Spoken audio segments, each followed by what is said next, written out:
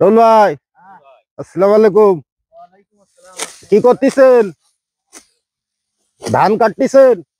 আমিও লাগলাম ধান কাটতি। তা ছেলে মিলে এই যে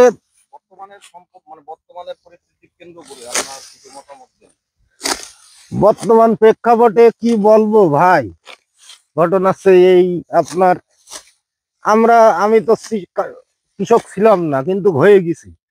কিন্তু এখন ছেলে মিলে সব মোবাইল ঘাটে, কিন্তু কোনো দেখেন অনেক কৃষকের ধান রয়েছে মাঠে, ছেলে সারাদিন ফ্রি ফায়ার খেলছে, কিন্তু বাপের সাথে যে একটু ধান কাটছে না। ঠিক আছে, এই আমাদের কালচার হয়ে দাঁড়াইছে, যার কারণে আমাদের দেশটা এখনো পিছই আছে। ঠিক আছে, আমাদের যদি মনে করতো মুরব্বী ধান ফলাইছে, যাক আমরা উঠি, আমাদেরই তো অন্ন, আমাদেরই তো খাতি হয়, ওদিকে কোনো খেল নেই। ওই যে টাচ মোবাইল পাইছে, মনে করেন ওই টাচ মোবাইল নিয়ে সারাদিন আছে, কোনো জায়গায় গার্লফ্রেন্ড, কোনো সময় ফ্রি ফায়ার, কোনো সময় এই করে বেড়াচ্ছে। ঠিক আছে, কিন্তু পরবর্তীতে কি হবে, যাক মাগরিবের আজান দিয়ে দিলে কাজ ছেড়ে দিলাম। আজানের সময় আসলে কাজ করা ঠিক না, এমনি নামাজ কালাম পড়া হয় না সেরাম। তারপরে আজান দেশে মানতিয়াই পুষানো শেষ, আমরা এখন এই রওনা দেব, উঠে যাব। উঠে যেয়ে মোটামুটি গা গোসল ধুয়ে মুয়ে ফ্রেশ হয়ে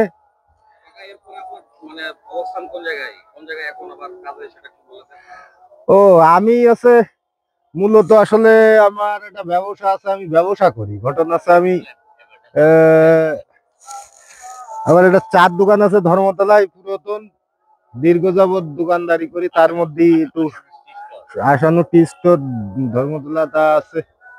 এই শখের বিষয় আইসি, এখানে চাষ করতে, আসলে লিজ নিয়ে ডিসির বাংলার মধ্যে চাষবাস করতে আইসি। কারণ এই চাষের মধ্যেও ঝুঁকে গেছে, এখন জোর না পাওয়ার কারণে আসলে এই আছে নিজে খাটতে আছে।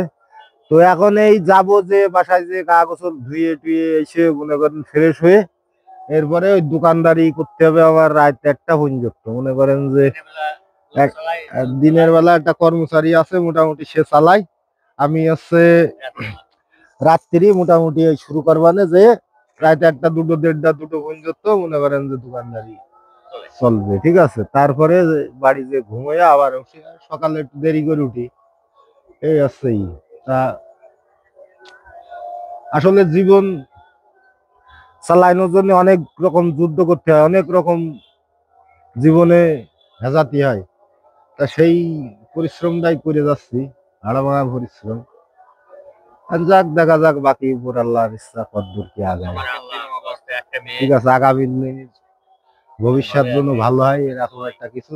ঠিক আছে, তো এই আর কি। আমি